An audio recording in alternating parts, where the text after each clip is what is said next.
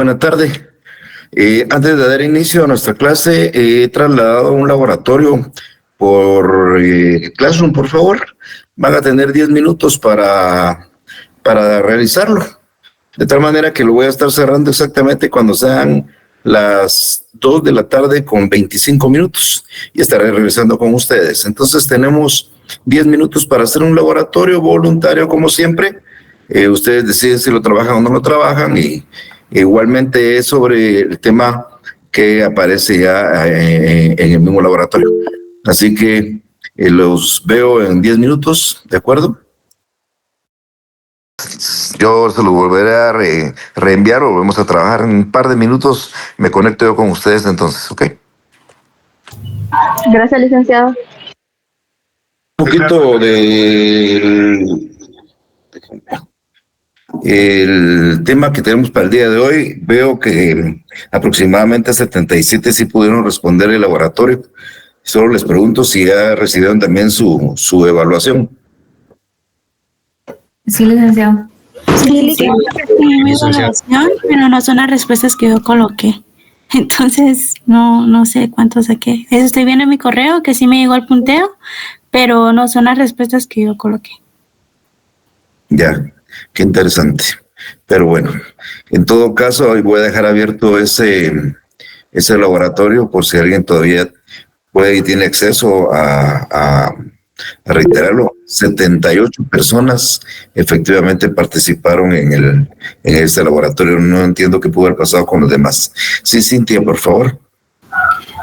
Por lo que yo estaba viendo en los links, hay un link para editar, que creo que es en ese que varios compañeros enviaron, y por lo mismo se cambiaron sus respuestas, porque al tenerlo varios, pues respondieron diferentes cosas.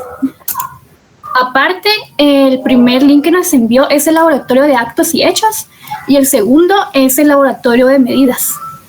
Sí, claro, el de actos, de hecho lo suprimí porque no era ese el laboratorio, ese ya lo habían trabajado ustedes. El de las medidas cautelares era el del asunto, ¿verdad? El último que envié. Verónica, dígame. Buenas tardes, licenciado. Solo para comentarle que cuando yo empecé el laboratorio me empezaron a cambiar respuestas, pero decía el correo de una persona que yo digo que no es perteneciente a la clase, pero es que el nombre del correo da risa porque tenía como apodo Conejito Anónimo. Ya, bueno, veremos qué pasa, Brenda. Sí, buenas tardes, doctor. Buenas tardes. Fíjese que a mí me aparecen dos nombres. Ya. Uno que dice Mirka Odalis Cetino Coronado y me hizo favor de cambiarme 4 respuestas. Bueno, ¿a favor o en contra? En contra. Bueno, no sé qué. Al finalizar mi laboratorio también me apareció otro nombre. Ok. Y Gabriela, cuénteme. Licenciado, ahorita revisando mis respuestas no son las que yo puse. Bueno, ok, bueno, pero miren, ustedes ya recibieron ahí, ustedes sabrán exactamente qué pusieron. Lo importante de este laboratorio es que les sirva a ustedes de apoyo y de repaso. Disculpen en el examen parcial a mí también me pasó lo mismo. Ok. Bueno, no sé cuál sea el motivo de ese laboratorio en particular, si cambié algún comando, no sé qué pudo haber sucedido, pero en todo caso, pues como les digo, si ya les devolvieron y ya les entregaron sus laboratorios, pues ahí podrán ver ustedes las respuestas y el hecho que se les haya cambiado, pues ustedes sepan qué fue lo que pusieron y creo que con eso ustedes liberan o determinan el grado de conocimiento del tema, porque eso es lo que yo busco con estos temas, que si sacan 10 puntos o sacan 1 punto, para efectos de nada les sirve a ustedes, más que para que ustedes sepan en qué se equivocaron. Si les cambiaron las respuestas, ustedes las tenían bien, no se preocupen. Ese resultado pues simplemente es para que ustedes tengan, insisto, una autoevaluación, ¿ok? Está abierto el link siempre, por si lo quieren mandar. Está abierto el laboratorio, lo he dejado con esa posibilidad de hacerlo y más tarde al terminar la clase reiteraré y volveré a mandar otra vez las notas para aquellos que todavía están respondiendo, que he visto que hay 3 respuestas más dentro del examen, pero al terminar la clase yo le doy un clic para que regresen y vayan otra vez las notas con ustedes. Pero bien, hoy vamos a abordar 2 temas. Quiero decirles que vamos a abordar el tema relativo a procesos de conocimiento y vamos a introducirnos ya a hablar del juicio ordinario. El tema proceso de conocimiento, realmente es un tema muy, muy corto, pero a mí me interesa mucho que tengan ustedes una idea de lo que estoy hablando, porque en alguna oportunidad en clase yo les dije que el éxito del curso es poder entender la diferencia entre un proceso de conocimiento y un proceso de ejecución. Ya hemos hablado inclusive de los procesos cautelares. Recuérdense que esa clasificación es la clasificación finalista, la que divide los procesos atendiendo a su función o a su finalidad. Y yo les comentaba que ha sido el basamento para la realización de los códigos en el caso de Uruguay, por ejemplo, y en el caso de Guatemala, porque efectivamente basada en esa clasificación, nuestro código recoge procesos de conocimiento en el libro 2 y procesos de ejecución en el libro 3. Tal vez antes de abordar un poco el tema que estoy yo explicando, quiero decirles algo que para mí es importante y déjenme incorporar ahorita una presentación en este momentito. Vamos a ver si la tengo por acá.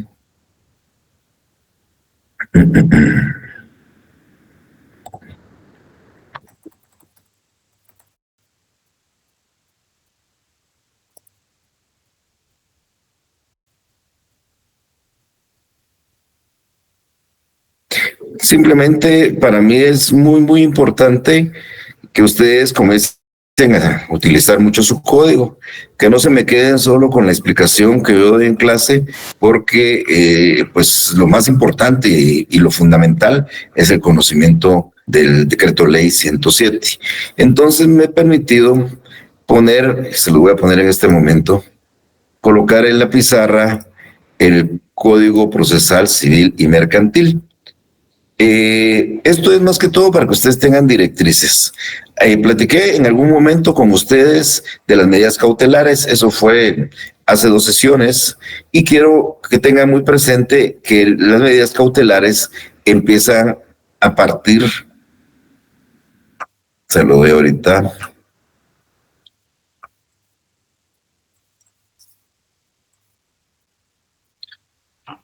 a partir de este artículo 516. Entonces, cuando yo hablé de las medidas cautelares, pues en uno que otro artículo sí evaluamos, pero acá en este libro 5, Alternativas Comunes a Todos los Procesos, empieza con le llama providencias cautelares, pero se tienen nombres de providencias cautelares, medidas de garantía, bueno, tienen varios nombres. Código les denomina providencias cautelares y aquí empezamos a hablar sobre la seguridad de personas. Aquí explica lo que yo ya les hablé a ustedes sobre la seguridad de personas. Posteriormente habla del arraigo como otra medida cautelar. Inclusive también se especifica para qué es el arraigo, cuáles son los efectos del arraigo. Posteriormente nos aborda la anotación de demanda. Yo les expliqué qué es la anotación de demanda. Este es el artículo que regula la anotación de demanda. Luego nos habla del embargo, que también es una medida cautelar muy, muy, muy importante. Y posteriormente pues regula el secuestro en el artículo 528, para continuar con la intervención, que es otra medida cautelar que les expliqué, y las providencias de urgencia con la que concluimos nosotros la explicación. Entonces, yo los quiero invitar a que ustedes den lectura a estos artículos, porque lo más importante es el contenido del articulado de la norma. No se queden solo con mi explicación, sino después de mi explicación aborden efectivamente la normativa procesal. Y en la sesión del día martes hablamos un poco sobre las pruebas anticipadas.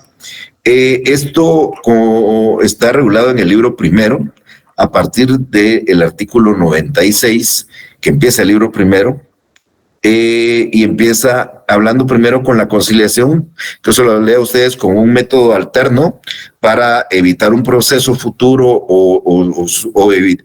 o suspender o terminar uno ya iniciado. ¿Se recuerdan que hablamos de la conciliación? Pero hablamos de las pruebas anticipadas. Pues a partir del artículo 97 va a encontrar usted la conciliación, van a encontrar las posiciones, yo le llamo declaración jurada sobre hechos personales, porque así lo dice el código. Cuando ustedes ven acá, dice declaración jurada sobre hechos personales, así lo llama la prueba. Recuérdense ustedes que los títulos en las normativas no son parte de la normativa. Los títulos solo sirven para dar una directriz. Entonces, el título es posiciones, pero ya leer el articulado realmente no habla de posiciones, sino habla de declaración jurada sobre hechos personales. Así se llama la prueba anticipada. Luego habla de las exhibiciones, las 3 exhibiciones que yo expliqué. Se recuerda la exhibición de documentos, libros de contabilidad y de comercio, y exhibición de bienes muebles y semovientes que yo expliqué. Y luego también les conté que esas exhibiciones, con excepción de los del libro de contabilidad, se tramitan en la vía incidental. Eso está regulado en el artículo 102. Luego de eso, pues hablamos del reconocimiento judicial y la prueba pericial, para trasladarnos a la declaración de testigos, y luego para la posibilidad del juez de establecer otros medios de prueba que estimare pertinentes u oportunos. También les invito a que lean estos artículos. Estoy hablando desde el artículo 96 al artículo 105. O sea, lo que quiero trasladarles, mis estimadas y estimados amigos, es que no podemos quedarnos simplemente con la explicación que yo traslado a través de nuestras clases, sino que efectivamente, por favor, también involúcrense ustedes en el análisis de la ley, porque es importantísimo que ustedes tengan un conocimiento exacto de lo que dice la normativa. Pero bien, ya entrando entonces en materia, hoy voy a explicar rápidamente qué son los procesos de conocimiento, porque el otro semestre nos va a tocar hablar del otro clase de procesos de ejecución.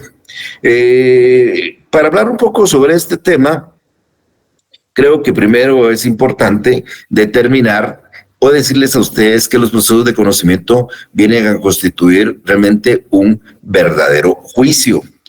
Primero recordemos que el proceso judicial, pues lo hemos definido como una secuencia de actos que se resuelven progresivamente con el tiempo y que normalmente tienen como objetivo secundario, pero es el objetivo del proceso, la resolución de un conflicto o una controversia por una decisión de juez. O sea, mediante el juicio que hace un juez. ¿Atendiendo a qué? Por supuesto, atendiendo a los medios de convicción que nosotros le presentemos. Y entonces, en algún momento, hablamos de las clasificaciones de los procesos y explicamos que los procesos, atendiendo a su función, a su finalidad, pues eran cautelares o precautorios. Son cautelares, los procesos son de conocimiento y los procesos son de ejecución. Cuando hablamos de los cautelares, la semana pasada yo fui muy claro en explicarles que la función de ese proceso cautelar es garantizar los resultados de un juicio futuro.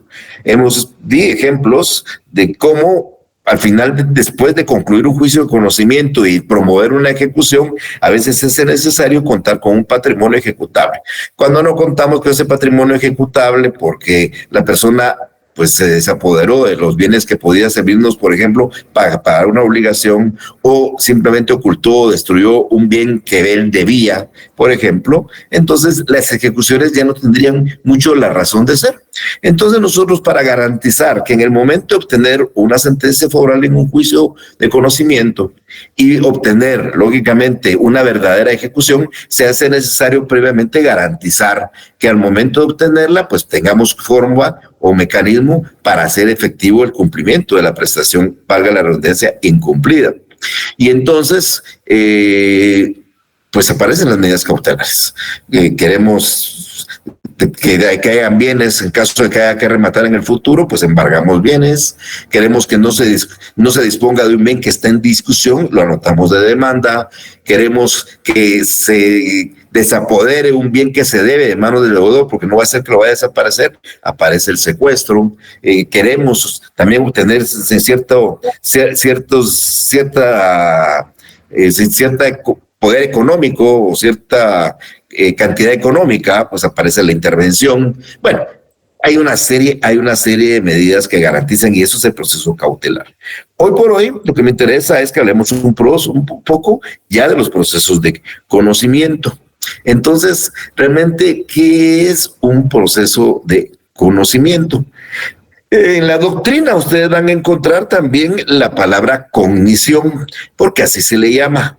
En la doctrina le dicen proceso de conocimiento o proceso de cognición. Y no es ni más ni menos que un proceso en el cual el juez, después de analizar los medios de prueba, desarrolla un verdadero juicio.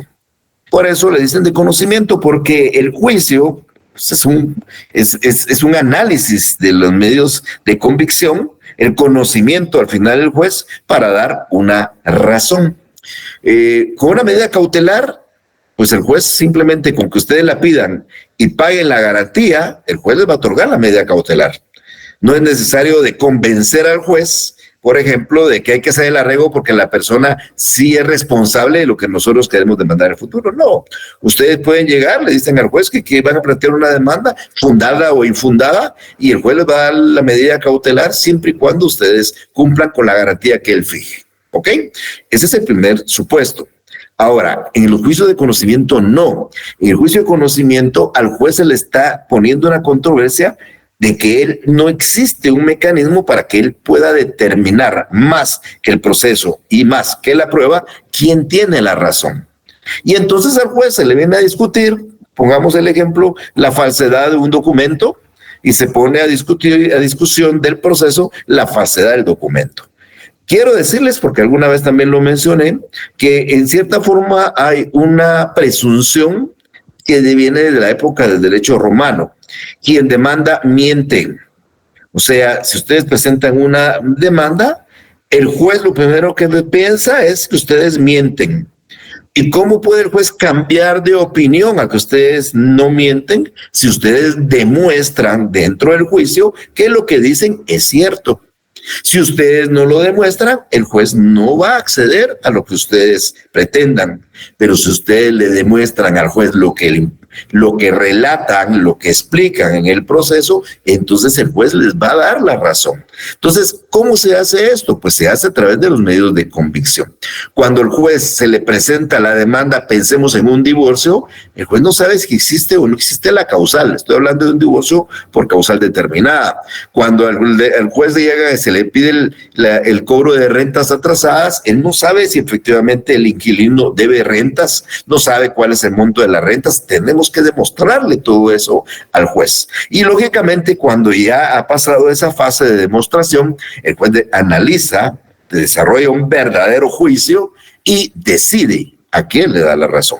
Esos son los procesos de conocimiento. O sea, la característica de los procesos de conocimiento es que mediante ese juicio que el juez desarrolla basado en los medios de convicción, él declara quién tiene el derecho.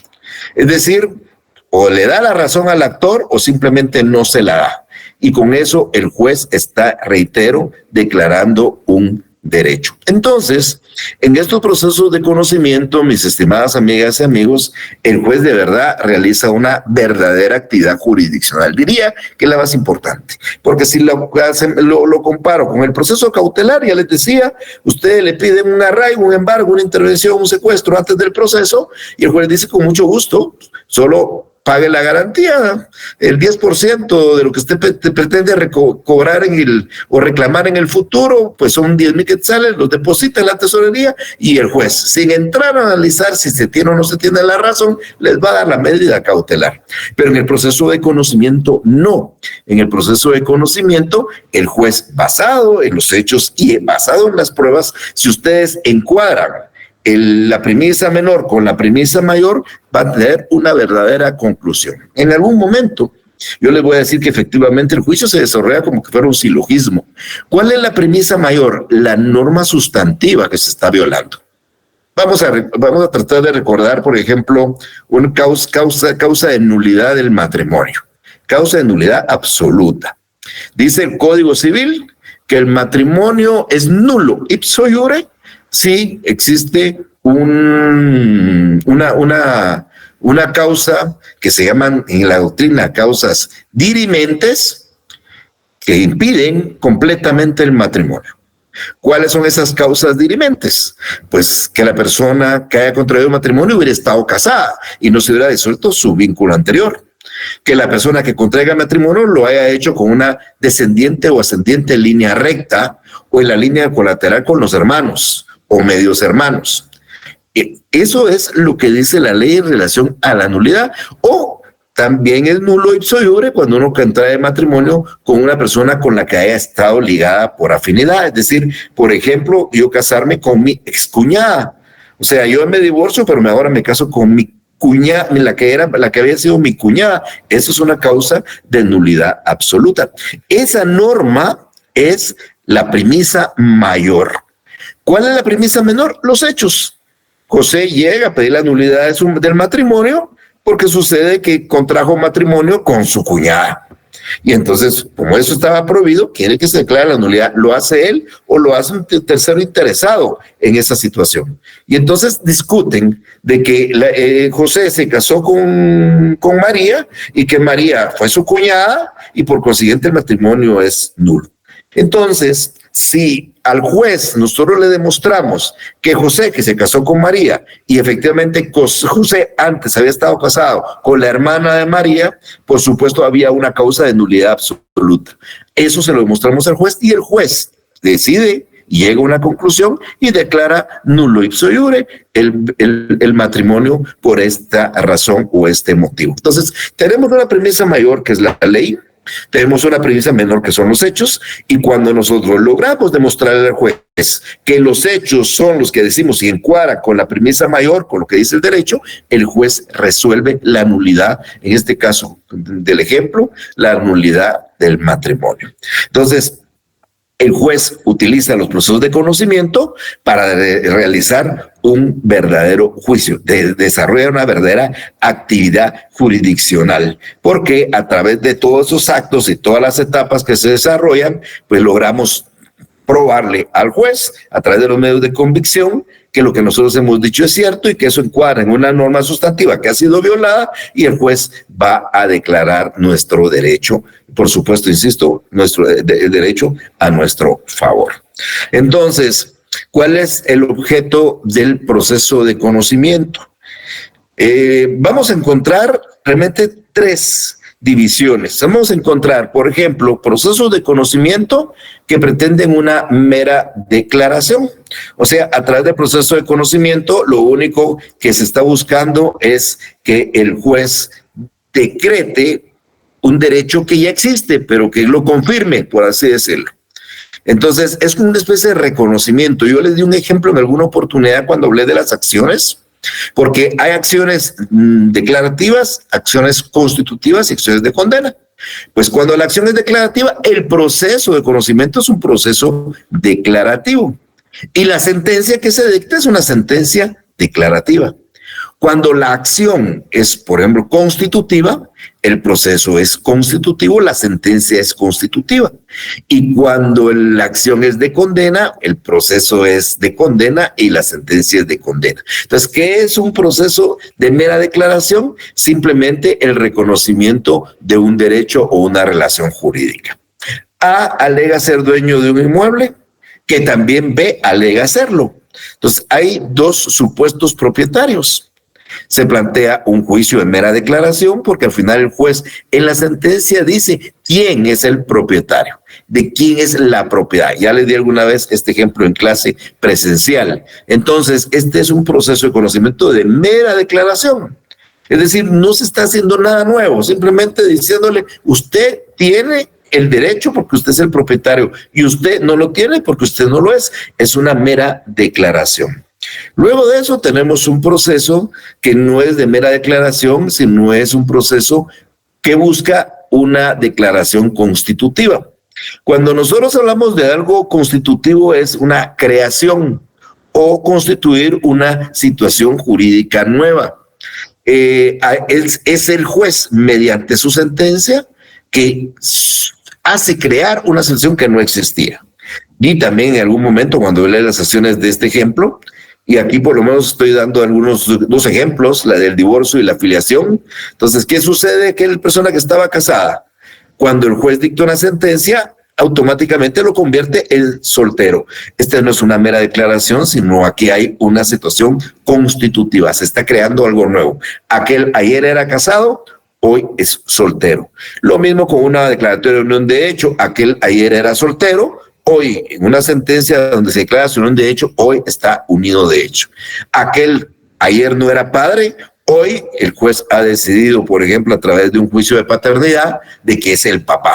O ayer aquel era el papá y hoy el juez ha decidido que no lo es a través de un juicio de impugnación de esa paternidad. Entonces, esos procesos de conocimiento no simplemente es una mera declaración, sino su declaración hace crear una situación nueva. Se llaman procesos de conocimiento que pretenden o que tienen por objeto declarar hacer una situación nueva o constituir algo nuevo, por eso se llaman constitutivos. Y por último, en relación a procesos de conocimiento, tenemos los típicos procesos de condena. Acá en estos, pues no hay una mera declaración, tampoco hay una situación nueva, sino simplemente estos procesos conllevan la imposición de una obligación. La sentencia va a declarar un dar o un hacer o un no hacer. La sentencia va a condenar a pagar 10,000 quetzales en concepto de daños. La sentencia va a condenar a pagar 1,000,000 de quetzales por X situación. La sentencia va a ordenar entregar un vehículo en un plazo determinado. La sentencia va a ordenar botar una pared en un plazo determinado. La sentencia puede declarar la obligación de no cerrar un fondo, de no cerrar un predio. Bueno, entonces esas son sentencias de condena y los procesos son de condena porque la decisión conlleva la imposición de una obligación, ya sea de dar, ya sea de hacer o ya sea una obligación por quebrantamiento, no de quebrantamiento, sino obligación de no hacer. Entonces, resumo muy rápidamente, los procesos de conocimiento buscan una simple declaración o buscan crear algo nuevo, son de procesos constitutivos pero son procesos que buscan determinar, establecer, fijar una obligación de dar, hacer o no hacer y se denominan de condena. Esto nos interesa muchísimo. Quiero adelantarles de una vez porque cuando nosotros veamos los procesos de ejecución y principalmente la vía de apremio, ustedes van a encontrar que las sentencias dictadas en un juicio de conocimiento se ejecutan, pero no se ejecutan las de mera declaración, porque ¿quién es el dueño? Pues es fulano y ahí se queda. Tampoco se ejecutan las constitutivas. Él es el papá, ayer no lo era, hoy lo es. Él está casado, ayer estaba casado, ya está divorciado, eso no se ejecutan, pero de condena sí, porque como llevan una obligación de dar, hacer y no hacer, cuando se incumple esa obligación de dar, hacer o no hacer, entonces hay que ir a la ejecución. Entonces, estos procesos son importantísimos porque de ellos derivan realmente la ejecución. Ahora, ¿cuáles son los procesos de conocimiento que se regulan en el proceso civil guatemalteco? Ya esta explicación yo la di muy rápidamente el primer día de clases, pero con esto pues vamos a estar concluyendo este temita. Como les digo, vamos a seguir con otro después. Entonces, el Código Procesal Civil, el Decreto Ley 107, establece en su libro segundo, bajo el título de Procesos de Conocimiento, 4 procesos de conocimiento. El típico proceso ordinario, que es el proceso tipo, este proceso es el que vamos a aprender a partir del día de hoy y todo el semestre, casi nos va a llevar a explicar el juicio ordinario. Es el proceso tipo, es el proceso cuyas normas se aplican por analogía a todos los demás. Vamos a hablar el otro semestre, en el primer punto del otro semestre, del juicio oral, que es un juicio novedoso en el Código Procesal Civil y Mercantil, porque no existía antes, sino existe hasta este código, cuya característica es que se hace en forma verbal o puede hacerse en forma verbal. Y vamos a hablar de un juicio sumario que es más o menos similar en su tramitación al juicio ordinario, pero de plazos más cortos. O sea, el proceso más extenso, el proceso de plazos más largos, el proceso de más larga duración es el juicio ordinario. Pero contrario a eso, pues hay un juicio sumario cuyos plazos son más o menos la mitad del juicio ordinario. ¿Qué asuntos se tramitan en esa vía? Lo vamos a estar viendo cada vez, pero quiero decirles que en el juicio ordinario se tramitan todos, con excepción de aquellos que se tramitan en juicio oral y aquellos que se tramitan en juicio sumario. Entonces, cuando yo hable del juicio oral el próximo semestre de juicio sumario, yo les voy a explicar, voy a decir lo que dice la ley y exactamente les vamos a dar ejemplos de los asuntos que se tramitan en juicio oral y se tramitan en juicio sumario. Que implica que si se tramitan en juicio oral, no se tramitan en juicio ordinario. Si se tramitan en juicio sumario, tampoco se tramitan en juicio ordinario. Por eso yo les decía, este mes, ustedes tienen este semestre, ustedes tienen una ventaja. La ventaja es que cualquier cosa que os pregunte es juicio ordinario, porque no hemos hablado ni del juicio oral ni del juicio sumario.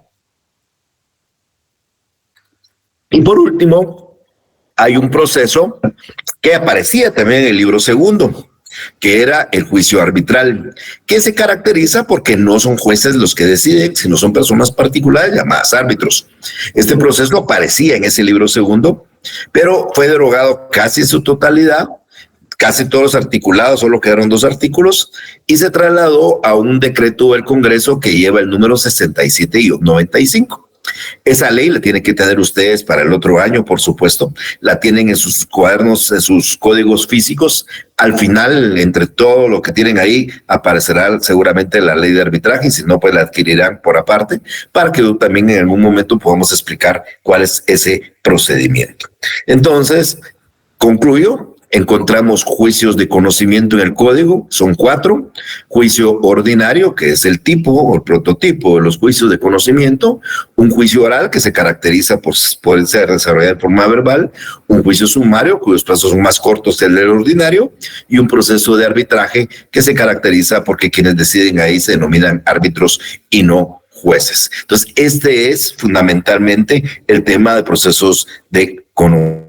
Si alguno de ustedes tiene alguna duda o quiere preguntar algo sobre este tema en particular, por favor.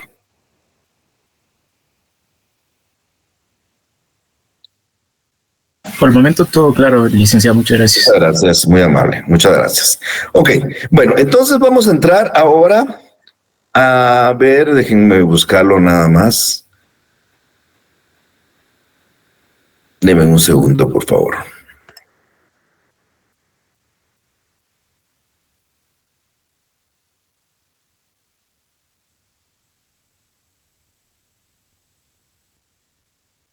Deme un segundito, solo estoy...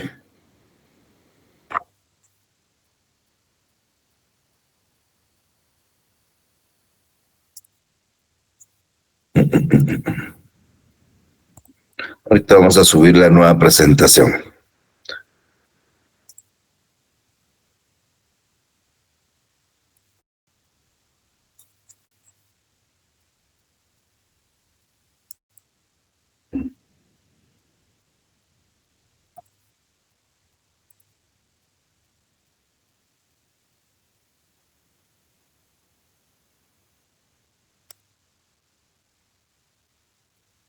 Bueno, esta es la nueva presentación que vamos a tratar el día de hoy. Esperamos que nos da tiempo. Va a ser un poco difícil, pero por lo menos vamos a avanzar en ella. Miren, en la pantalla aparece el trámite del juicio ordinario. En una clase yo voy a hablar de todo el juicio ordinario, desde la demanda hasta la sentencia. Pero después vamos a estar hablando de cada etapa del juicio ordinario. Por eso es que nos vamos a llevar todo el semestre, porque, por ejemplo, hoy les voy a hablar de las demandas, voy a hablar de las actitudes del demandado, voy a hablar de las defensas del demandado, voy a hablar de los medios de prueba en términos generales, voy a explicar en qué periodo se desarrolla. Todo eso lo voy a tratar de explicar en una clase, pero después ya voy a hablar específicamente de la demanda, específicamente en otra clase de las defensas, o en otra clase voy a hablar también de cada medio de prueba. Vamos a utilizar normalmente una clase para hablar de cada uno de los medios de prueba para que ustedes sepan en qué consisten, cómo se ofrecen, cómo se proponen, cómo se diligencian. Pero el día de hoy, y espero que sea hoy o será hoy, y el día martes presencial, voy a hablar de este trámite del juicio ordinario. Entonces, para empezar, bueno, sepamos que todo proceso normalmente deviene de una controversia. O sea, cuando surge una controversia y las partes no logran resolverlo a través de la autocomposición, pues entonces tienen que ir ante al ámbito de un órgano jurisdiccional. Ahí es donde uno decide si el juicio es un juicio de conocimiento o podría ser un juicio de ejecución. Y cuando uno determina que es un juicio de conocimiento, pues tiene que saber si esto es en la vía ordinaria o es en la vía oral o es en la vía sumaria o es en la vía arbitral. Pero bueno, como hoy estamos hablando solo de juicio ordinario, pues surge una controversia. Yo he puesto aquí en la presentación, pues una persona con su carro completamente destruido. Esa persona intentó resolver el problema, pero la parte que le ocasionó los daños simplemente no se responsabiliza bajo los argumentos de cualquier cosa, ¿verdad? Porque al final de cuentas cualquier cosa es un pretexto para no pagar. Y entonces, pues esta persona tiene que recurrir ante un órgano jurisdiccional para que le hagan justicia. Como acá es un hecho, el cual pues no está establecido en ningún lado y tenemos que llegar al juez y demostrarle al juez que existió el hecho, que existieron los daños y por ende condena al demandado a restituir esos daños y perjuicios, pues hay que tomar un juicio de conocimiento. ¿Cuál es el juicio de conocimiento? Pues ya cuando ustedes aborden los 4 procesos de conocimiento ya sabrán cómo identificar que si es ordinario, si es oral, o si es sumario, o si es un arbitraje. Pero en este momento vamos a hablar solo del juicio ordinario. En primer lugar, en esta vía se dilucidan todos los que no tengan el trámite especial. O sea, no importa la cuantía, no importa el monto, no importa el reclamo, sino simple y sencillamente, pues el caso de la cuantía sí importa, ¿verdad? El otro semestre van a ver ustedes que es importante, pero no importa. Vamos a ver, si a mí ustedes me robaron mi lapicero, alguien tomó mi lapicero, estando yo en mi clase y yo quiero reivindicarlo porque ya vi quién lo tiene y no me lo quiere de buena voluntad, esto poniendo un ejemplo que no iría a los tribunales por eso yo, pues, ¿verdad? Pero tendría que ir a plantear una demanda en un tribunal y como ese caso no tiene un trámite especial, tengo que dilucidarlo en un juicio ordinario. Normalmente los hechos de tránsito, los daños que se ocasionan se tramiten en vía ordinaria, normalmente, salvo cuando es cuantificable, o sea, cuando ustedes saben que, por ejemplo, a ustedes les ocasionaron daños y los daños fueron 1,000 quetzales, por decir algo, y ustedes quieren que se condene a 1,000 quetzales, entonces la vía va a cambiar, pero eso lo van a entender el próximo semestre. Ustedes ahorita entiendan que cualquier cosa se tramita en juicio ordinario. Que X señora le destruyó el wheelchair del carro, pues un juicio ordinario. Que X persona falsificó un documento, juicio ordinario. Entonces, vamos a tratar de evaluar que todo se tramita en juicio ordinario. Cualquier controversia que en este momento llegue a su oficina es juicio ordinario. ¿Por qué? Porque ustedes no saben qué asuntos son de vía oral, ni qué asuntos de juicio sumario, ni qué asuntos en vía de arbitraje. Entonces, juicio ordinario. Claro que no es así, pues, ¿verdad? Pero estoy explicándolo para efectos de este semestre. En este momentito, ustedes cualquier cosa va a ser juicio ordinario. Y aquí se tramitan cualquier asunto que no tenga un trámite especial. Yo puse el hecho de tránsito en ese lado. ¿Cómo vamos a tramitar este juicio ordinario? Bueno, el juicio ordinario, al igual que cualquier proceso en el ámbito civil, se va a iniciar siempre, mis estimados amigos, con una demanda. O sea, ¿se recuerdan ustedes de lo que expliqué de que era el derecho de acción? El derecho de acción no es ni más ni menos que un derecho subjetivo que nosotros tenemos de recurrir a un órgano del Estado facultado para ello, que se llama Corte Suprema de Justicia y demás tribunales, a reclamar justicia. ¿Cómo se materializa ese derecho de acción? Con una demanda. Así se llama el escrito que nosotros presentamos en un juicio de conocimiento y en el cual pretendemos que se dilucide una controversia. Es la demanda. Vamos a hablar en su oportunidad cómo se hace una demanda, qué requisitos lleva la demanda, eso nos tocará, creo que ya después de Semana Santa.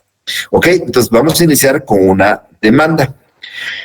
Como el juez tiene que analizar la demanda, tiene que determinar que efectivamente cumpla con todos los requisitos que establece la ley, que hayan peticiones claras, que hayan peticiones precisas, que hayan, bueno, después de que el juez analiza la demanda, el juez dicta una resolución.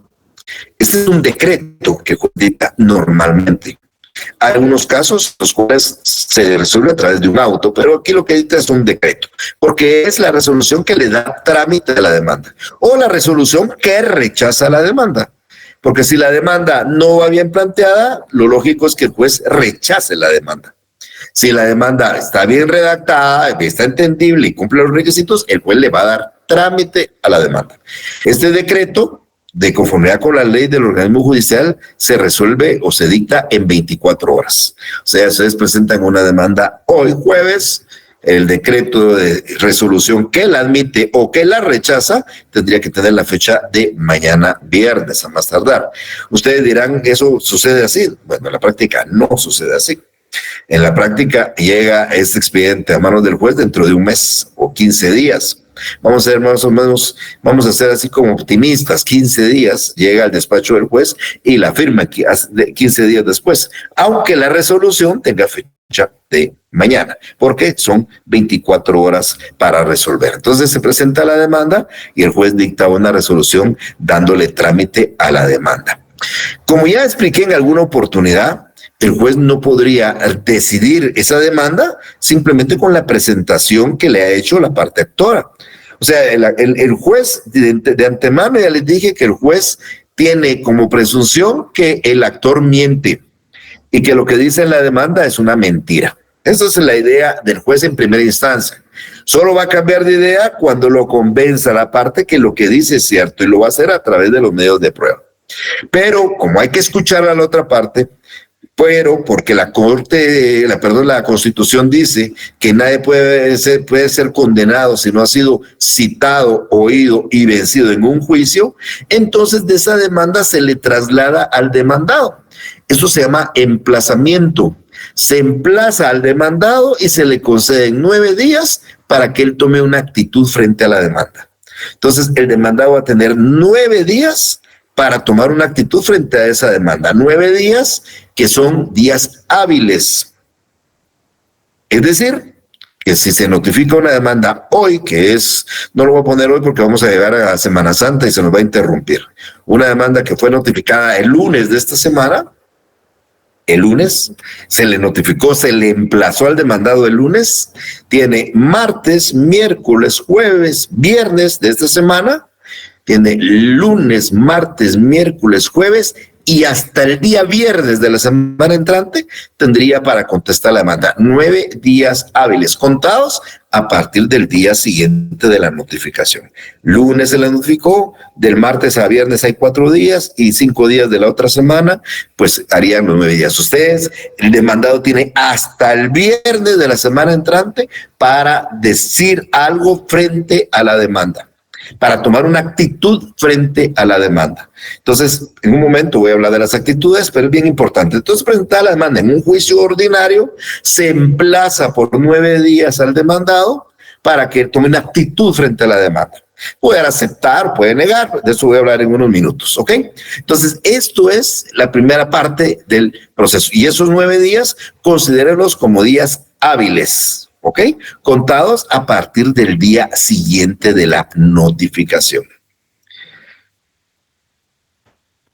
Ahora, esta parte demandada tiene la posibilidad de que dentro de los primeros 6 días de esos 9 pueda plantear excepciones previas.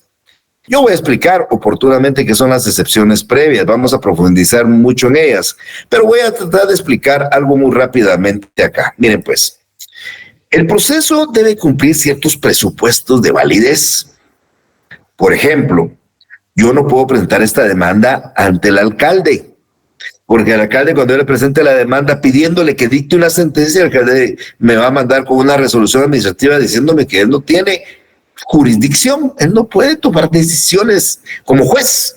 El alcalde le puedo pedir una rebaja del canon de agua, una rebaja de la mora, le puedo pedir algo similar a eso, pero al alcalde no le puedo pedir que lleve un proceso y que dicte una sentencia y que lo que él decida yo lo considere como verdad, como válido y con fuerza. Pues, ni puedo llevar la demanda ante un sacerdote.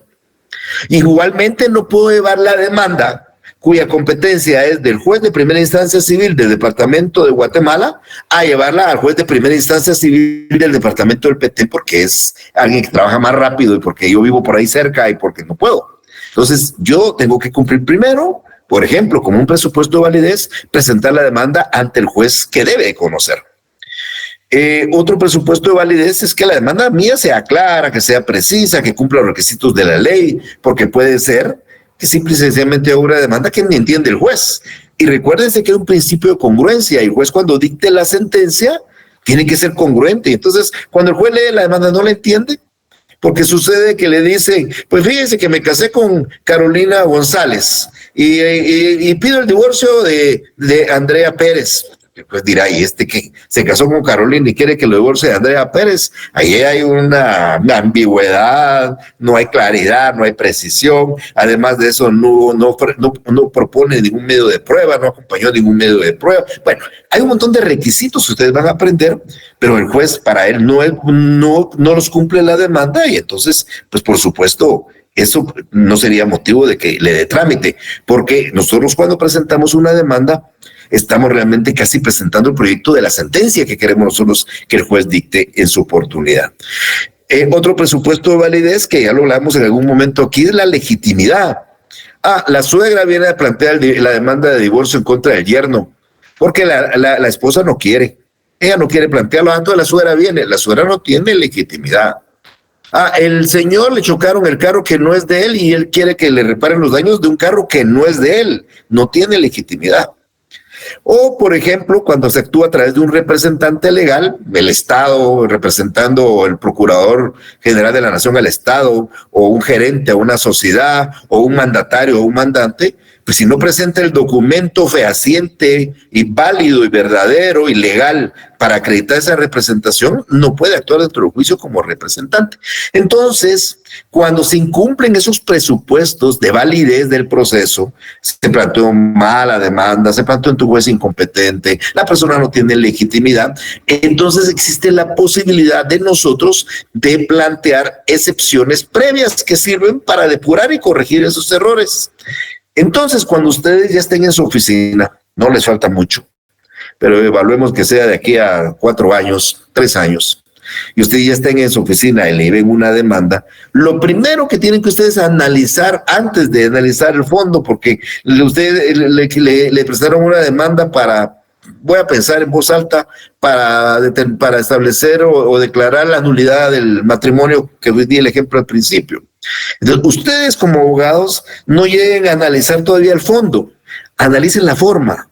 Vean si la demanda está bien redactada, vean si la demanda se presentó ante el juez que debía, vean si quien lo está presentando tiene derecho a hacerlo, vean si su cliente tiene obligación de estar dentro de ese proceso. Todos esos presupuestos que yo voy a explicar cuando hablemos de las excepciones son importantes. Entonces, tenemos la facultad nosotros, dentro de los primeros 6 días de ese emplazamiento, de plantear excepciones. Como di el ejemplo hace unos segundos de que la demanda nos la notificaron el lunes y tenemos hasta el otro viernes para contestarla, tendríamos desde este lunes, a partir del día siguiente, 4 días de esta semana y 2 días de la otra hasta el martes para plantear excepciones previas. ¿Por qué se llaman previas?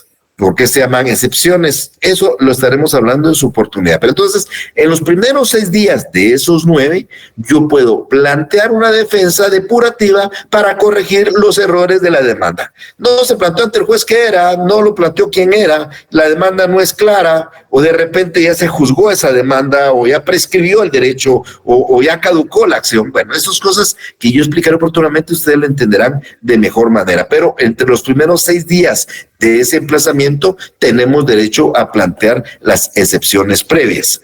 Dicho sea de paso, el trámite de estas excepciones previas, quiero que quede muy claro que es el trámite incidental. Y es un incidente de sucesiva sustanciación. Quiere decir que se suspende el proceso. Si ustedes plantean una excepción previa, el proceso se detiene y no hay que contestar la demanda todavía. Ustedes plantearon excepción previa de X cosa el día de hoy o hasta el día martes, ustedes ya no tendrían que contestar la demanda el día viernes porque el proceso queda suspendido con la interposición de una excepción previa. Porque es necesario, primero se resuelva este conflicto de forma o de procedimiento antes de entrar a discutir el fondo. Entonces, ustedes plantean una excepción previa, el proceso queda detenido, queda suspendido hasta que la misma se resuelva. Como el trámite es incidental, yo ya les he explicado a ustedes cuál es un incidente, y normalmente cuando el incidente es un incidente de hecho, pues hay que recibir prueba. Entonces, pues ya les dije a ustedes en su oportunidad, cuando hablamos de las clasificaciones de los procesos, que el incidente era un asunto accesorio, que resuelve una controversia accesoria dentro del proceso. Aquí le pusimos una definición: es toda cuestión que sobreviene del proceso planteando un objeto accesorio del mismo en forma tal que obliga a darle una tramitación especial. Entonces, aquí la persona alegó que la demanda no estaba bien, aquí la persona alegó que puede ser incompetente, aquí la persona alegó que el derecho ya prescribió, no sé, cualquier cosa de estos. Entonces, de esa excepción, se le da 2 días de audiencia a la parte actora para que se manifieste, 2 días para que diga algo en relación a esto, y cuando el incidente es de hecho, pues se recibe prueba por 8 días. Durante 8 días hay que recibir prueba para probar, y el juez dicta un auto 3 días después para resolver ese incidente, declarando con lugar o sin lugar la excepción previa. Esto es en un incidente de hecho. Ahora, también tenemos incidentes de derecho, donde no se refiere a hechos, sino a cuestiones eminentemente legales. Entonces, cuando el incidente es de derecho, pues el trámite es similar, con excepción de que no tenemos prueba, porque es un incidente de derecho. Recuérdense que el derecho no se prueba. Los hechos sí se prueban. Entonces, en el caso de las excepciones cuyo incidente es de derecho, solo se da audiencia por 2 días a la otra parte, y 3 días después se dicta el auto declarando con o sin lugar la excepción. Entonces, mis estimados amigos, dentro de los primeros 6 días de los 9, tienen el derecho a plantear excepciones. Voy a explicar, insisto, oportunamente para qué sirven, cuáles son, voy a explicar cada una de ellas, y ustedes entenderán qué defensa le pueden hacer a su demandado o a su cliente el día que le presenten una demanda, y que tenga alguno de esos errores que no deben de darse, porque el proceso se sujeta a esos procedimientos particulares o a esos requisitos para la validez de dicho proceso. Entonces, le resumo: presentado la demanda, se emplaza por 9 días. Dentro de los primeros 6 días puede el demandado hacer valer excepciones previas. Hay otras clases de excepciones, aquí se llaman previas. ¿Se recuerdan que decía yo que frente a la acción hay una reacción? Hablando de física, hablando de proceso, frente a la acción hay excepción. Y aquí ya estoy dando ejemplo yo de las excepciones. Ahora, cuando no se interponen excepciones previas o las mismas se quedaran sin lugar, ya firme, entonces el demandado debe tomar una actitud frente a la demanda. El demandado tiene la posibilidad entonces de tomar una actitud. Estoy hablando en el supuesto de que no se han planteado excepciones previas, o en el supuesto de que las excepciones previas se hayan declarado sin lugar. Aquí la pregunta es, ¿qué actitudes? Bueno, yo no lo voy a confundir mucho. Cuando a mí, creo que nunca me lo explicaron, pero cuando traté de entenderlo, me hicieron bolas. Acá sepan ustedes que es una actitud afirmativa o una actitud negativa. Cuando yo les pregunte qué actitudes puede tomar el demandado, piensen ustedes, ahora la época ya no es la misma. Hoy ustedes, para hacerse novios, pues dicen que primero se conocen y luego conocerse y de salir y vuelven novios. Pero bueno, en la época nuestra no era así. En la época nuestra nosotros teníamos que hacer un acto protocolario para decirle a la dama que queríamos que fuera nuestra novia. Nos declarábamos, y eso era muy difícil de hacer. Y por supuesto a ella le tocaba una respuesta también difícil de hacer. O nos decía sí o nos decía no. Lo mismo pasa en la demanda. Cuando al demandado se le traslada la demanda, el demandado o acepta o niega. Una actitud afirmativa es aceptar lo que dice la demanda, y una actitud negativa es, valga la redundancia, negar lo que dice la demanda. Entonces, el demandado, cuando ya no se plantearon excepciones o las mismas ya se resolvieron, va a contestar aceptando o negando. Cuando acepta, pues lógicamente lo que insisto es que hay una aceptación de los hechos, una aceptación de las pretensiones. Estas actitudes del demandado afirmativas pueden ser tácitas o pueden ser expresas. Quiero decirles de una vez, en el ámbito del juicio ordinario, las actitudes del demandado afirmativas no puede ser tácita. Como ya les dije hace unos minutos, el demandado miente. Perdón, el actor miente con la demanda. El actor miente. Si el demandado no comparece dentro de los 9 días a tomar ninguna actitud, el demandado va a tomar cierta actitud tácitamente, pero no es de aceptar. Que quede muy claro eso. O sea, si el demandado en 9 días no llega y no comparece, no acepta en el juicio ordinario, ni en el juicio sumario. Sí acepta, y eso lo van a aprender ustedes, en el juicio oral y en algunos casos nada más. O sea, la actitud afirmativa de la demanda siempre debe ser expresa. El demandado comparece y se allana, así se llama la figura allanamiento. No es ni más ni menos que aceptación expresa de los hechos y de las pretensiones de la demanda. Entonces, le trasladan por 9 días la demanda al demandado y el demandado se allana, acepta. Y como aceptó, pues entonces no hay hechos controvertidos. Como aceptó, entonces el juez va a tener que dictar sentencia. De eso voy a hablar en un segundito. Ahora, las actitudes negativas del demandado también pueden ser tácitas o expresas. Miren, cuando nosotros hablamos de tácito o expreso, voy a regresar un poco al ejemplo del acto protocolario de la declaración que nosotros le hacíamos a las damas.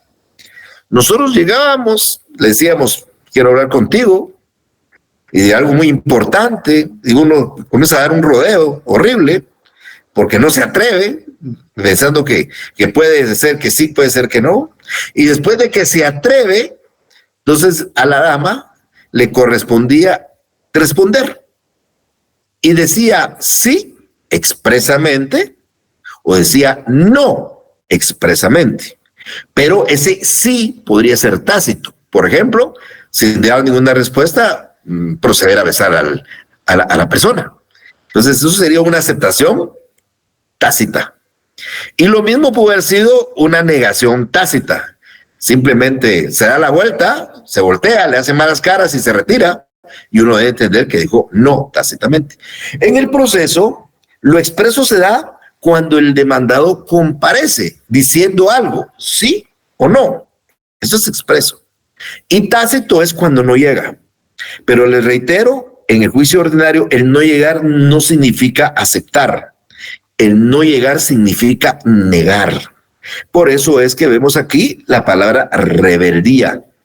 El demandado que no llega dentro de los 9 días, el día 10, la parte actora puede solicitar su rebeldía y tener por contestada la demanda en sentido negativo. ¿Por qué razón? Porque como el actor miente, entonces el actor tiene que probar que no miente. Entonces tácitamente el demandado niega y el actor en la prueba tendrá que demostrar que dice la verdad. Entonces, en cualquier juicio, con excepción de juicio oral y con excepción de un par de, no, son 4 casos que voy a explicar el otro semestre, entonces la actitud negativa del demandado va a ser tácita cuando no llega, el ser rebelde significa negar, o cuando expresamente comparece, dice niego. Entonces el demandado hace uso escrito y dice comparezco a contestar la demanda en sentido negativo. Esa es la actitud negativa. No llega, tácitamente el juez lo considera que contestó tácitamente en forma negativa. En el caso del allanamiento, del ejemplo que acabo de dar, pues como no hay controversia, A dijo que es negro y el demandado dijo que sí es cierto, o A dice que el documento es falso y el demandado dice que sí es cierto, o A dice que el demandado le colisionó y le tiene que pagar 10,000 quetzales y el demandado está de acuerdo, dice que sí, entonces no queda más que el juez proceda a dictar sentencia. O sea, no hay nada que probar, porque no hay hechos controvertidos. A dijo una cosa y el demandado dice que está de acuerdo. Por consiguiente, el juez procede a dictar la sentencia y por supuesto va a ser una sentencia declarada con lugar, porque lo que el actor afirma, el demandado está de acuerdo, ¿ok? Entonces, en el caso de allanamiento, no vamos a ver nada de prueba. Y recuérdense que la aceptación debe ser expresa. Oportunamente van a ver ustedes que el allanamiento hay que ratificarlo. Cuando hablemos un poco del allanamiento ya en el juicio, la parte llega ante el juez, se allana y el juez, previa ratificación, procede a dictar la sentencia. Ahora, cuando el demandado niega, pues puede ser simplemente negar, decir, señor juez, yo no estoy de acuerdo, no es cierto lo que dice el actor, esa es una negación, pero puede el demandado interponer excepciones perentorias, es otra clase de excepciones. Aquellas que acabo de mencionar que se plantean dentro del emplazamiento se llaman preventivas, atacan el procedimiento, la forma en que se hizo, estas no. Estas son excepciones perentorias, cuyo nombre perentorio significa que hace perecer, porque si usted prueba la excepción perentoria, automáticamente la acción perece. Una excepción perentoria, por dar un ejemplo típica en todos lados, es que cuando yo reclamo un pago de algo, una deuda, la otra parte plantea una excepción perentoria de pago y demuestra que él ya había pagado.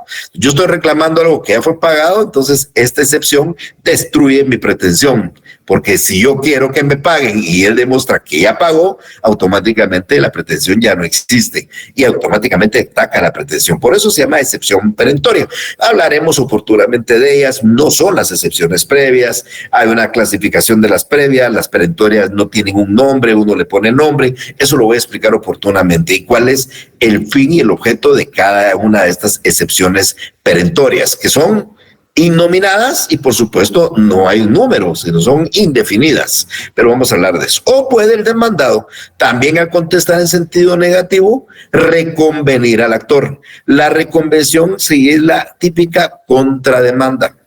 Sepan ustedes que la contrademanda es como yo demando y el otro también quiere demandar. Él podría hacerlo de una manera. Yo demando a un accidente de tránsito que me chocó mi carro, me lo destruyó y voy a un juzgado, y el otro va a otro juzgado y presenta una demanda en contra mía porque dice que yo fui el que le choqué. Entonces nos encontramos con dos demandas que no pueden existir separadamente y entonces tenemos que acumular la demanda más nueva, acumular la demanda más vieja. Eso se llama acumulación de acciones. No, acá yo demando a una persona por el accidente de tránsito, ella no ha demandado y aprovecha este momento para demandar ella dentro del mismo juicio, se llama contrademanda. Entonces yo voy a tener la calidad de actor y reconvenido y ella, la otra parte va a tener la calidad de demandada y reconveniente. Quiere decir que ella es demandada, pero además es actor en su reconvención. Y yo soy actor en mi demanda, pero soy demandado en la reconvención de ella. Entonces, fuera de que yo conteste en sentido negativo la demanda en forma expresa, puedo también, si es que le tengo eso, contrademandar, si esa es mi intención, o puedo plantear excepciones perentorias. No quiere decir que sea obligatorio. Las excepciones perentorias es un medio de defensa que uno puede utilizar si cree que lo puede utilizar. Y la reconvención es una forma de demandar, pero yo no voy a contrademandar. Vamos a ver, me están cobrando rentas y yo voy a contrademandar aquí el divorcio. No es así. Me están cobrando rentas, tiene que haber una relación con el objeto, con la causa, con el proceso. No puedo, como me están cobrando rentas, yo planteo el divorcio. Mi esposa me cobra rentas y yo planteo el divorcio en el mismo juicio. No, eso son cosas muy distintas. Tiene que haber una relación. Aquel le chocó, aquel también chocó, este demandó y aquel contrademandó. La contrademanda se llama reconvención. Y bueno, y de existir hechos controvertidos, el proceso hay que abrirlo a prueba por 30 días. Es decir, si hay contestación negativa, entonces tenemos que recibir prueba durante 30 días hábiles. Aquí es el momento donde nosotros proponemos los medios de prueba. Van a ver, eso lo voy a explicar oportunamente. Un medio de prueba para que entre el proceso como prueba, primero tiene que ser ofrecido. ¿Dónde van a ofrecer ustedes por sentido común su prueba? Los actores en su demanda. ¿Y dónde ofrecen los medios de prueba a los demandados? En su contestación de demanda. Ahí anuncian su prueba, ahí ofrecen su prueba. ¿Dónde la proponen? En esos 30 días de prueba. Durante esos 30 días hay que proponerlo y hay que reiterar lo que nosotros pusimos en la demanda. Yo lo voy a explicar oportunamente. Y en esos 30 días el juez debe diligenciar la prueba. Esos 30 días, reitero, son días hábiles. Y entonces, ahorita no me salen las cuentas, pues, pero si notifican la prueba, pues tenemos 30 días hábiles para presentar nosotros nuestros medios de prueba. Es un periodo de prueba común. Como cuando se dice común, es que empieza igual para todos. Si a mí me notifican el lunes que se abre la prueba por 30 días y a la otra parte le notifican el miércoles que se abre la prueba por 30 días, la prueba empieza al día siguiente de la última notificación en forma común para todos. 30 días a partir del día jueves. O sea, cuando ustedes oigan y un plazo común para las partes, es que empieza a contar para todos a partir del día siguiente de la última notificación. Bueno, voy a dejar por acá el tema porque voy a la mitad de la presentación y creo que vamos a concluir porque ya tenemos solo 10 minutos para empezar con la otra sección. Les doy oportunidad de que puedan preguntar si necesitan preguntar algo, por favor. Sí, Efraín, por favor, dígame. Buenas tardes, licenciado. Mi pregunta es en la contrademanda, ¿también se puede añadir alguna pretensión? Obviamente relacionada, como usted decía, pero además se puede, por ejemplo, en un accidente de tránsito, yo voy a contrademandar también, pero también voy a solicitar, no sé, daños y perjuicios, porque yo iba a una reunión importantísima para mí, digamos. Sí, por supuesto, viene del mismo hecho, por supuesto, no hay ningún problema. Ok, muchas gracias. Sí, no hay ningún problema. Joseph, por favor. ¿Qué tal? Muy buenas tardes, ¿me escuchan? Buenas tardes. Qué bien. Con respecto a la reconvención, dijo que eso se le llama también acumulación de acciones, perdón. No, la reconvención es reconvención. Yo di la explicación que, por ejemplo, si a mí me demandan en un tribunal por un accidente de tránsito, yo presento otra demanda por el mismo accidente de tránsito en contra de quien me demandó en otro tribunal, no pueden existir esas dos demandas, entonces hay que acumular la más nueva, acumularla a la más vieja. Eso lo tiene que pedir la parte interesada para que se junten los dos juicios, pero eso se llama acumulación de acciones. No, la reconvención es que usted lo demanda y dentro del mismo juicio usted presenta su contrademanda. Y otra pregunta, perdón. Esto sí es lo que llaman en los tribunales como demandas recíprocas, ¿no? Pues nunca he oído ese término de demandas recíprocas, nunca lo he escuchado, le cuento. Gracias, Lick. Vaya, Joseph. Diego, por favor. Buenas tardes, Lick. ¿Será que me podría explicar otra vez la actitud afirmativa? Por favor. Allanamiento, Diego. O sea, la actitud afirmativa es una aceptación, allanarse. Así se llama técnicamente. Entonces, cuando usted le notifican una demanda, usted se allana, acepta. Lo que está haciendo es aceptando. Entonces, como hay una aceptación de la demanda, de los hechos, de las pretensiones, el juez lo que hace es dictar una sentencia. Yo le metí una demanda en contra suya, Diego, y estoy pidiendo que a usted lo condenen a pagar 10,000 quetzales en concepto de daños ocasionados a mi vehículo, y usted se allana, significa que está de acuerdo en pagarme los 10,000 quetzales. El juez dicta sentencia de una vez y lo condena a que pague los 10,000 quetzales. Gracias, Lick. Vaya, Diego. Sí, Priscila, por favor. Licenciado, disculpe, buenas tardes. Buenas tardes. ¿Será que me podría volver a explicar lo de la interponer excepciones perentorias? Las excepciones perentorias, en su oportunidad voy a explicar que son medios de defensa que destruyen la pretensión.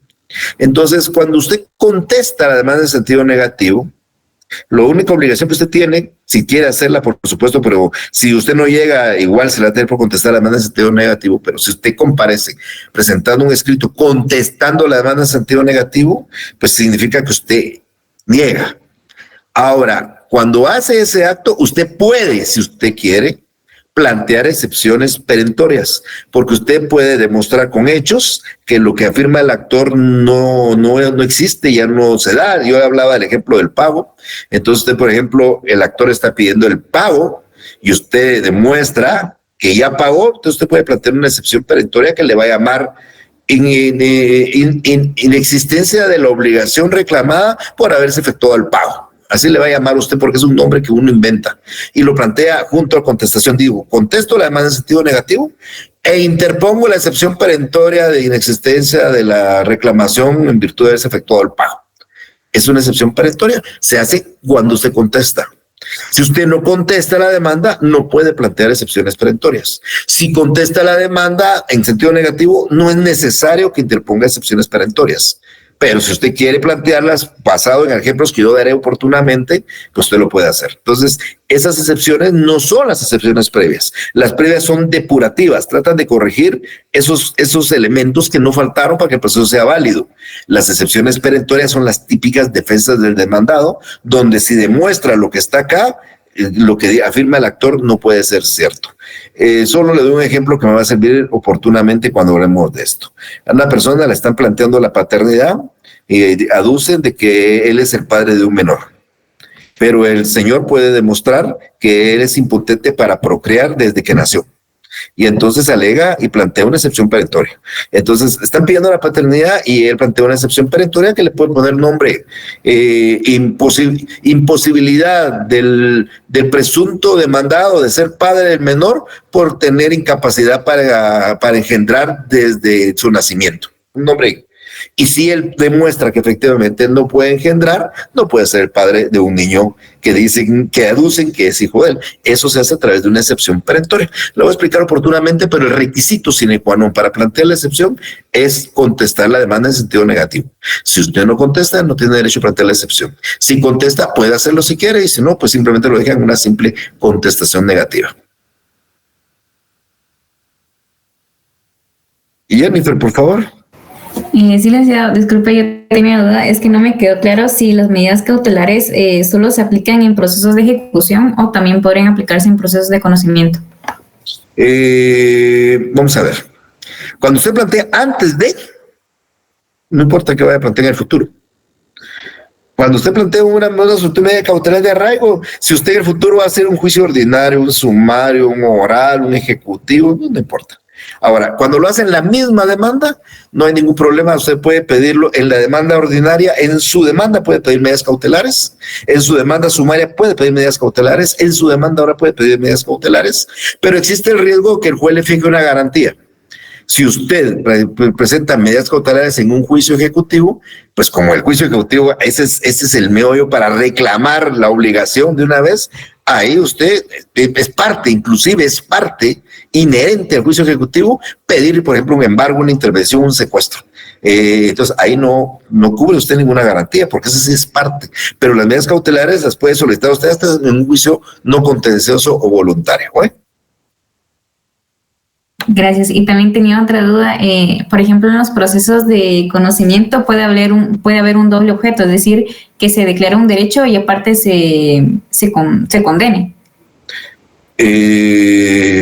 Bueno, que hubiera, sí, por supuesto, que pudiera ser declarativa y de condena, sí, no hay ningún problema, puede ser, claro. Gracias. Bueno, el martes de la semana entrante nos vemos en forma presencial. Con permiso, nos vemos, se cuidan. Feliz tarde, licenciado, gracias. Feliz tarde, licenciado.